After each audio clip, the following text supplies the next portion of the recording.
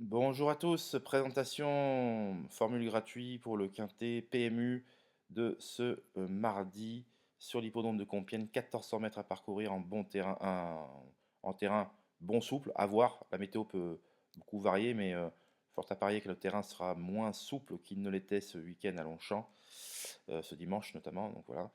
Euh, donc les générations des 3 ans, donc toujours des générations assez compliquées, mais pourtant quelques lignes, voilà, j'ai quelques informations fort plaisantes pour ce quintet.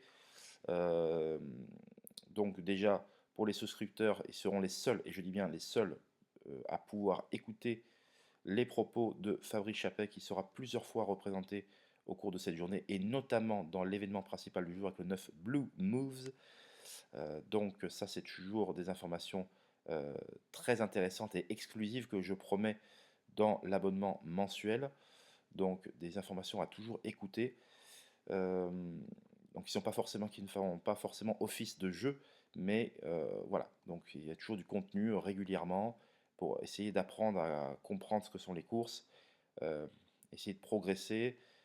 Bientôt une vidéo d'ailleurs pour les souscripteurs pour savoir comment on repère des chevaux, comment on peut établir et affirmer que tel ou tel cheval peut servir de base. C'est des questions très intéressantes. Il faut faire de la pédagogie et j'en ferai donc. Et notamment pour mes souscripteurs, c'est tout à fait normal. Donc voilà, dans ce quintet, qu'est-ce qu'on peut dire pour le présenter? Bon, écoutez, il y a un cheval, donc le favori sera certainement entre les deux favoris, Avenue Montaigne, jamais plus loin que troisième depuis ses débuts en compétition, comme vous pouvez le voir ici même. Voilà, il vient de s'imposer, ouvrir son palmarès à Clairefontaine le mois dernier. Il a repris de la fraîcheur, il court à 1 mois et demi d'intervalle, et donc associé à Michael Barzalona. Et l'autre favori, Lance le Gold, qui ne pourra pas être monté par Maxime Guillon, puisque Maxime Guillon est obligé de monter le pensionnaire d'André Fabre, paré de la Casaque Vertémer. Je rappelle que Maxime Guillon donc, a un contrat de première monte pour la Casaque Vertémer, et de ce fait, et bien même s'il avait voulu monter le pensionnaire de M. Carvalho, il est obligé de monter, donc d'honorer son contrat, c'est tout à fait logique, donc il sera associé, Maxime Guillon, à Dark Money, qui débutera dans les handicaps d'ailleurs sous un poids de méfiance, hein, puisque, voilà, là je rappelle, je fais de la pédagogie pour ceux qui nous écoutent, on peut courir les courses qu'on appelle les courses à handicap, hein, c'est des courses où il y a de l'équité, c'est-à-dire que le cheval censé être le meilleur porte plus de poids que le cheval censé être le moins bon. Vous voyez, il y a 4 kg d'écart, 56 pour le bottom weight, ceux qui portent le moins de poids, et 60 kg pour le top weight. Il y a deux top weight, ici il y a deux choix à 60 kg, et donc voilà, la théorie veut que le cheval meilleur de 4 kg porte 4 kg de plus que le moins bon. Et au milieu, voilà, la logique se poursuit. Voilà. Maintenant, entre la théorie et la pratique, il y a quand même un monde d'écart et surtout que ce sont des courses compliquées où la forme du moment, l'inspiration du jockey fait souvent la différence. Donc voilà, mais on aura l'occasion d'y revenir. Mais en tout cas, Lancelot Gold reste sur une excellente fin de course dans un quintet à Longchamp.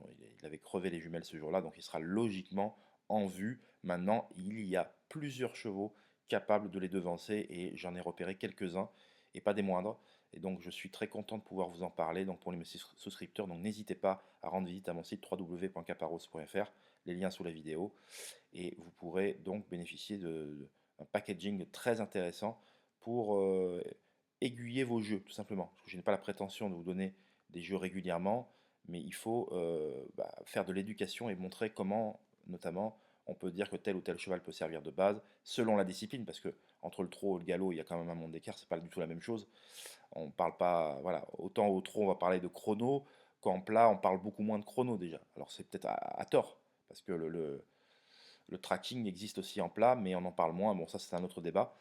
Euh, voilà. En tout cas, j'ai repéré quelques chevaux capables vraiment de bien faire dans ce quintet. Donc n'hésitez pas à retrouver mes informations après une semaine vraiment riche dans les quintets et au-delà de mes espérances, hein. Je rappelle que ce sont des courses que bon, mon discours c'est de dire qu'il faut éviter de les jouer au maximum parce qu'il y a rarement de bons coups. Il y en a eu le mois dernier, au mois d'août.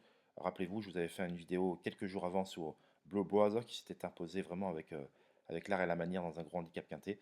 Donc voilà ce que je peux vous dire. On se retrouve pour une nouvelle vidéo sur le cheval du jour PMU en mode gratuit. Passez une excellente semaine. À bientôt. Bye bye.